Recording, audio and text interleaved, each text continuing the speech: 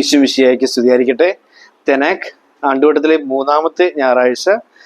മത്തായിയുടെ സുവിശേഷം 4-ാം അധ്യായം 12 മുതൽ 23 വരെയുള്ള വാക്യങ്ങൾ. ഇവിടെ യേശുനാഥൻ തൻ്റെ ആദ്യ ശിഷ്യന്മാരെ, പ്രോട്ടോക്ലേത്തൂസ് എന്ന് പറയും, ആദ്യ ശിഷ്യന്മാരെ വിളിക്കുന്ന സംഭവമാണ് നമ്മളിവിടെ വായിക്കുന്നത്. പത്രോസും അന്ത്രയോസും പിന്നെ യാക്കോബും യോഹന്നാനും, സെബെദി പുത്രന്മാരും. അവരിങ്ങനെ കടൽ തീരത്ത് നിന്ന് വിളിച്ചുകൊണ്ട് പോയ ഈ ഭാഗം അവതരിപ്പിക്കുന്നതിന് ഒരു ആമുഖം എന്നോണം മത്തായി സുവിശേഷം രേഖപ്പെടുത്തുന്ന വരികൾ യെശയ്യാ പ്രവാചകന്റെ പുസ്തകത്തിൽ നിന്നാണ്. യെശയ്യാ പ്രവാചകൻ വഴി അരുൾ ചെയ്യപ്പെട്ടത് നിവൃത്തിയാകുവാൻ വേണ്ടിയാണ് സമുദ്രത്തിലേക്കുള്ള വഴിയിൽ ജോർദാന്റെ മറുകരയിൽ സെബുലൂൺ നഫ്താലി പ്രദേശങ്ങളിൽ വിജാതിയുടെ ഗലീലി അന്ധകാരത്തിൽ സ്ഥിതിചെയ്തിരുന്ന ജനങ്ങൾ വലിയ പ്രകാശം കണ്ടു. ഇതാണ് നമ്മൾ ഒന്നാം വായനയായിട്ട് വായിക്കുന്നത്. ഒന്നാം വായന തുടങ്ങുമ്പം 9-ാം അധ്യായം 1-ാമത്തെ വാക്യമായിട്ട് നമ്മൾ വായിക്കുന്നത് ഇങ്ങനെയാണ്: ആദ്യകാലങ്ങളിൽ സെബുലൂണിന്റെയും നഫ്താലിയുടെയും ദേശങ്ങളിൽ അവിടുന്ന് നിന്ദനത്തിനിരയായി, എന്നാൽ അവസാന നാളുകളിൽ സമുദ്രത്തിലേക്കുള്ള പാതയിൽ ജോർദാന്റെ കരയുള്ള ദേശത്തെ ജനങ്ങളുടെ ഗലീലിയെ അവിടുന്ന് മഹത്വപൂർണ്ണമാക്കും. അന്ധകാരത്തിൽ കഴിഞ്ഞ ജനം മഹത്തായ പ്രകാശം കണ്ടു. ഇത് തന്നെയാണ് നമ്മൾ പ്രതിവേദന സങ്കീർത്തനമായിട്ട് വായിക്കുന്നത്. കർത്താവ് എൻ്റെ പ്രകാശവും രക്ഷയുമാണ്. നമുക്കൊരു വെളിച്ചം തരികയാണ് ഈശോ. നമ്മുടെ അനുദിന ജീവിതത്തിന് ആവശ്യമായിട്ടൊരു വെളിച്ചം ഈശോ തരുന്നു, ഒരു പ്രകാശം ഈശോ തരിക. 2-ാം വായന 1 കൊരിന്തോസിന്റെ ലേഖനത്തിൽ നിന്നും വിഭജിക്കപ്പെടുന്നു, ക്രിസ്തു വിഭജിക്കപ്പെട്ടിരിക്കുന്നുവോ എന്ന് ചോദിക്കുന്ന പൗലോസിന്റെ വളരെ പ്രധാനപ്പെട്ട ഒരു ചോദ്യമാണ് നമുക്ക് കാണാൻ സാധിക്കുക. അയാൾ ഞാൻ അപ്പോളോയുടെയാണ്, ഞാൻ കേപ്പായുടേതാണെന്നൊക്കെ പറഞ്ഞുള്ള വിഭാഗീയത ആദിമ സഭയിൽ ഉണ്ടായിരുന്നതിനെ പൗലോസ് ചോദ്യം ചെയ്യുകയാണ്, പൗലോസ് അപ്പോസ്തലൻ ചോദ്യം ചെയ്യുകയാണ്. അത് ഇന്നും ഉണ്ട് എന്നുള്ളതാണ് ഒരു യാഥാർത്ഥ്യം. നമുക്ക് സുവിശേഷത്തിലേക്ക് വരാം. ഇവിടെ ഈശോ പറയുന്ന വാക്യങ്ങളിലെ വളരെ വളരെ മനോഹരമായൊരു വാക്യമുണ്ട്. മത്തായിയുടെ സുവിശേഷം 4-ാം അധ്യായം 19-ാം വാക്യം: ഞാൻ നിങ്ങളെ മനുഷ്യരെ പിടിക്കുന്നവരാക്കും. I will make you fishers of men. ഞാൻ നിങ്ങളെ മനുഷ്യരെ പിടിക്കുന്നവരാക്കും. ഇതാണ് മുമ്പ് ചിന്തിച്ചിട്ടുള്ളതാണ്. പക്ഷെ ഈ ഭാഗം വായിച്ചു കഴിയുമ്പോഴത്തേക്ക് ഇത് തന്നെ വീണ്ടും പറയണമെന്ന് തോന്നി. പിന്നെ 5 കാര്യങ്ങൾ നമുക്ക് ഇതിനെക്കുറിച്ച് ചിന്തിക്കാൻ സാധിക്കും. മനുഷ്യനെ പിടിക്കുക, കിഡ്നാപ്പ് ചെയ്യുക എന്നുള്ളതല്ല, മനുഷ്യനെ പിടിക്കുക. ഇത് മീൻപിടുത്തക്കാരന് ഉണ്ടായിരിക്കേണ്ട ബേസിക് ക്വാളിറ്റികൾ, അടിസ്ഥാനപരമായിട്ട് അയാൾക്ക് ഉണ്ടായിരിക്കേണ്ട, ഒരു മീൻപിടുത്തക്കാരൻ ഉണ്ടായിരിക്കേണ്ട ചില പ്രത്യേകതകൾ മനുഷ്യനെ പിടിക്കുന്നവരും ഉണ്ടാവണം. അതുകൊണ്ടാണ് ഈ മനുഷ്യരെ പിടിക്കുന്ന മീൻപിടുത്തക്കാരാക്കി മാറ്റുന്ന ഈശോ പറയുന്നത്. മനുഷ്യരെ പിടിക്കുന്ന മീൻപിടുത്തക്കാർ ആക്കി മാറ്റും എന്ന് ഈശോ പറയുക. നമ്മള് ഇതിനിടയ്ക്കൊന്ന് സൂചിപ്പിക്കുകയാണ്. ഇക്തൂസ്, ഗ്രീക്ക് ഭാഷയിൽ ഇക്തൂസ് എന്ന് പറഞ്ഞാൽ മത്സ്യം എന്നാണ്.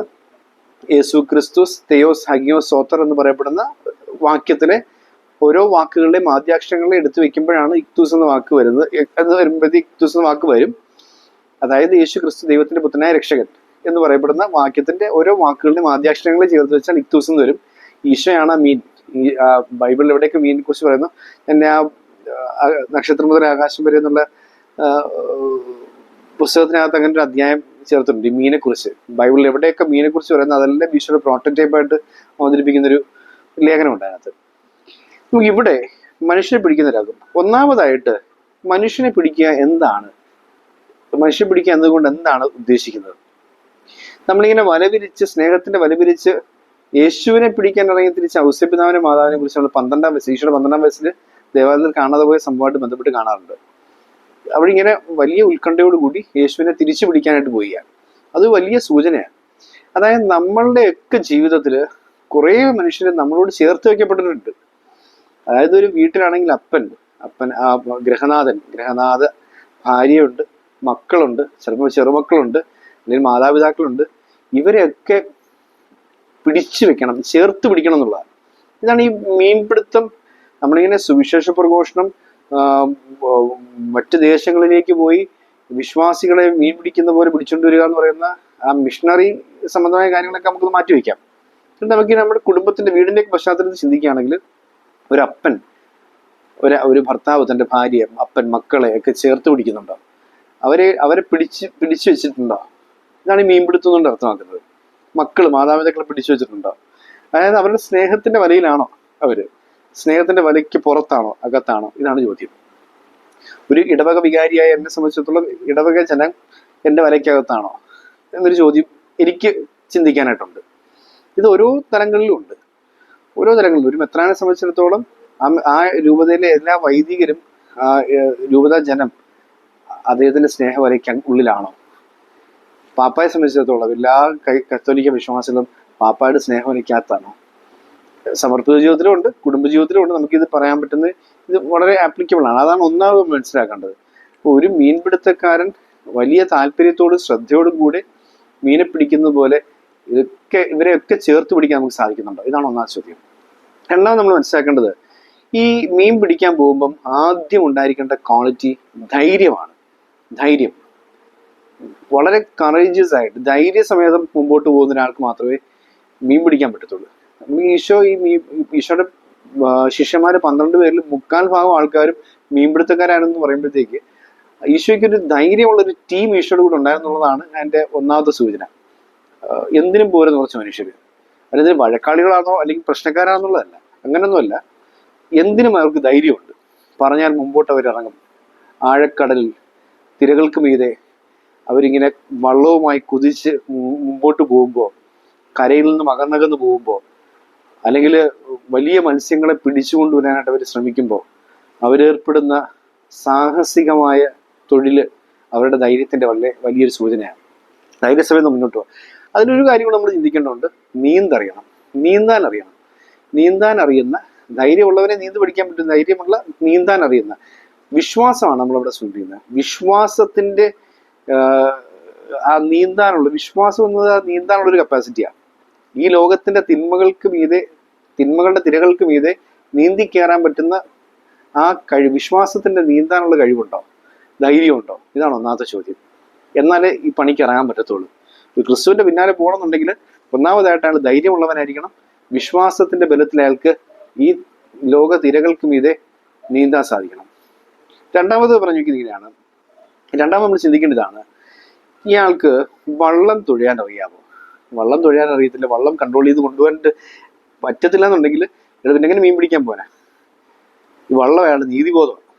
ഈ വള്ളം എന്ന് പറഞ്ഞാൽ അയാളുടെ നീതിബോധമാണ്. മീൻ പിടിക്കാൻ ഇറങ്ങുന്നുണ്ടെങ്കിൽ അയാൾ വള്ളം തുഴഞ്ഞ് പോകാൻ പറ്റണം.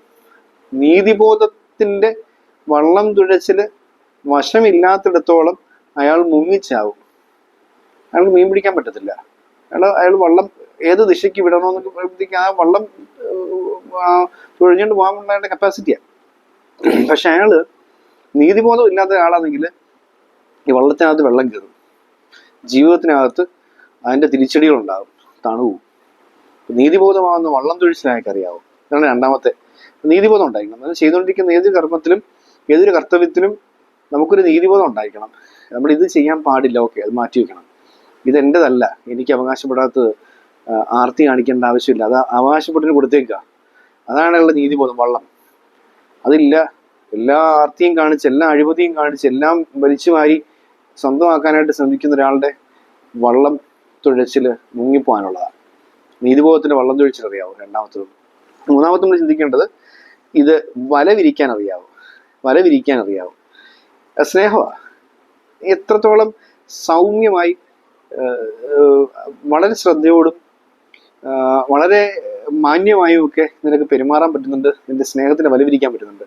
നമ്മളൊക്കെ പലപ്പോഴും പാളിപ്പോകുന്നൊരു സ്ഥലമാണ്. ഞാൻ ചിന്തിക്കും, നമ്മള് ഇങ്ങനെ സ്നേഹത്തിന്റെ വലയിൽ എല്ലാവരും നേടണമെന്നൊക്കെ ആഗ്രഹിക്കാറുണ്ട്. പക്ഷെ കൃത്യമായ രീതിക്ക് വല വിരിക്കാൻ നമുക്ക് അറിഞ്ഞൂടാ എന്നുള്ളതാണ്. എന്നുവെച്ചാൽ കെണി എന്നുള്ള രീതിയിലല്ല, സ്നേഹത്തിന്റെ വല. എല്ലാവരെയും ചേർത്ത് പിടിക്കുന്ന സ്നേഹത്തിന്റെ വല വിരിക്കാൻ പറ്റുന്നുണ്ട്. ആ തിബേരിയാസിലെ ഉദ്യതനായ ഈശോ തീരത്ത് നിൽക്കുമ്പോൾ തിരയിൽ കിടക്കുന്ന ശിഷ്യന്മാരോട് വലതുവശത്തേക്ക് വലയിറക്കാൻ പറഞ്ഞ് വലതിറച്ച് മീൻ കിട്ടി കഴിയുമ്പോഴത്തേക്ക് അതിനെക്കുറിച്ച് പറയുന്ന കാര്യം ഇതാ: 183 മത്സ്യങ്ങളുള്ള ആ വല കീറിയിട്ടില്ലായിരുന്നു. കീറിപ്പോകാത്ത സ്നേഹത്തിന്റെ വലയുമായിട്ട് എല്ലാത്തരം മത്സ്യങ്ങളെയും ചേർത്ത് പിടിക്കാൻ നിനക്ക് പറ്റുന്നുണ്ടോ? അതാണ് 183 മത്സ്യങ്ങൾ എന്ന് പറയുന്നത്. എല്ലാവരെയും ചേർത്ത് പിടിക്കാൻ പറ്റുന്ന വലയുണ്ടോ? സ്നേഹത്തിന്റെ വലയുണ്ടോ? അതാണ് വല ഉപയോഗിക്കാൻ അറിയാവോ? ഇതാണ് നമ്മൾ കാണുന്ന നാലാമത്തെ കാര്യം. ഒന്നാമത്തത്, നിങ്ങൾ മനുഷ്യനെ ചേർത്ത് പിടിക്കുന്നവരാകുക. അതിനൊരു തീഷ്ണത ഉണ്ടാവണം. രണ്ടാമത്തത്, അതിന് ധൈര്യവും നീന്താനുള്ള ഗുണമെന്ന് പറയപ്പെടുക, നീന്തൽ അറിയുക എന്ന് പറയപ്പെടുന്ന ഒരു വിശ്വാസം ഉണ്ടായിരിക്കണം. മൂന്നാമത്തത്, നീതിബോധത്തിന്റെ വള്ളം തുഴച്ചിൽ അറിയണം. നാലാമത്തത്, സ്നേഹത്തിന്റെ വല വിരിക്കാൻ അറിയണം. അവസാനത്തത്, അഞ്ചാമത്തത് നമ്മൾ ചിന്തിക്കുന്നതാണ്, മീനിടം നിനക്കറിയണം, നിനക്കറിവുണ്ടാവണം. മീൻ എവിടെ ഉണ്ടെന്ന് നിനക്കറിവുണ്ടാവണം. നിന്റെ കയ്യിൽ നിന്ന് വഴിപോയ മീൻ എവിടെയുണ്ടെന്ന് നിനക്കൊരു ബോധ്യം ഉണ്ടാവണം. നിന്റെ കയ്യിൽ ഒരു ജീവിത പങ്കാളി എൻ്റെ കയ്യിൽ നിന്ന് വഴുതിപ്പോയി, ഭർത്താവിൻ്റെ കയ്യിൽ നിന്ന് വഴുതിപ്പോയി, ഭാര്യ എൻ്റെ കയ്യിൽ നിന്ന് അല്ലെങ്കിൽ മക്കൾ മാതാപിതാക്കളുടെ കയ്യിൽ നിന്ന് വഴുതിപ്പോയി. പക്ഷെ അവരെവിടെ ഉണ്ട് എന്ന് കൃത്യമായിട്ടും അവർക്ക് ഐഡന്റിഫൈ ചെയ്യാനും കണ്ടെത്താനും സാധിക്കണം. മീനിടം അറിയുന്നതിന് മാത്രമേ നല്ലൊരു മത്സ്യത്തൊഴിലാളിയാകാൻ സാധിക്കുകയുള്ളൂ, ഒരു ഫിഷർമാൻ ആകാൻ സാധിക്കുകയുള്ളൂ. കൃത്യമായ സ്ഥലം മനസ്സിലാക്കണം. ഇവിടെ മീനുള്ളത്, അവിടെ ഇവിടെയും കൊണ്ട് വലയിട്ടിട്ട് കാര്യമില്ല. അത് ഈശോ പറയുന്നത്, വലതുവശത്തേക്ക് വലയിറക്ക്, അവിടെ മീനുണ്ട് എന്ന് ഈശോയ്ക്ക് പറയാൻ അറിയാം. ഈശോയ്ക്ക് അറിയാം ആ മീൻ എവിടെ കിടപ്പുണ്ടെന്നുള്ളത്. അപ്പൊ ഈ മീനിടം തിരിച്ചറിയാൻ പറ്റുക എന്നുള്ളത് വളരെ പ്രധാനപ്പെട്ട ഒരു വസ്തുതയാണ്. ഈ ഔസേപ്പിതാവും മാതാവും ദേവാലയത്തിൽ വന്നിരിക്കും. കാരണം അവന്റെ സ്വഭാവം വെച്ച് അവൻ വേറെ എവിടെയും കറങ്ങി നടക്കാൻ സാധ്യതയില്ല. അവൻ ദേവാലയത്തിനകത്ത് തന്നെ കാണും. ദേവാലയത്തിനകത്ത് നോക്കുമ്പോൾ അവൻ എവിടെ നിന്ന് കിട്ടി എന്ന് നമുക്ക് കാണാൻ സാധിക്കുക. അപ്പൊ ഇതൊരു വ്യക്തമായി കൈമോശം വന്ന മനുഷ്യബന്ധങ്ങളൊക്കെ എവിടെ ചെന്നാൽ കിട്ടുമെന്നും കൂടെ നമുക്കൊരു ബോധം ഉണ്ടായിരിക്കണം. ആ ബോധത്തിലായിരിക്കും നമ്മൾ അവരെ തിരഞ്ഞിറങ്ങേണ്ടത്.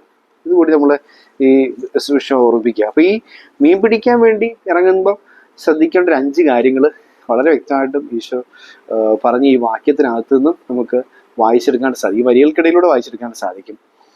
മീൻ പിടിക്കാനുള്ളൊരു തീക്ഷ്ണത ഉണ്ടാവണം. 2, വിശ്വാസത്തിന്റെ നീന്തൽ അറിയണം, എന്നാലേ ധൈര്യസമേതം തിരകൾക്ക് മീതെ നിനക്ക് നീങ്ങാൻ പറ്റത്തുള്ളൂ. 3-മത്തേത് നീതിബോധത്തിന്റെ വള്ളം തൊഴിച്ചിലറിയണം, അല്ലെങ്കിൽ നീ മുങ്ങിപ്പോവും. 4-മത്തേത് സ്നേഹത്തിന്റെ വല വിരിച്ചു പിടിച്ച് ആ കണ്ണി പൊട്ടിപ്പോവാതെ എല്ലാവരെയും ചേർത്ത് പിടിക്കാൻ നിനക്ക് സാധിക്കണം. അത് വളരെ സൗമ്യമായ മാന്യമായ ഒരു ഇടപെടൽ ആവശ്യമായിട്ടുണ്ട്. 5-മത്തേത് മീൻ ഇവിടെ ഉണ്ടെന്ന് കൃത്യമായി നിനക്കൊരു ബോധ്യം ഉണ്ടായിരിക്കണം.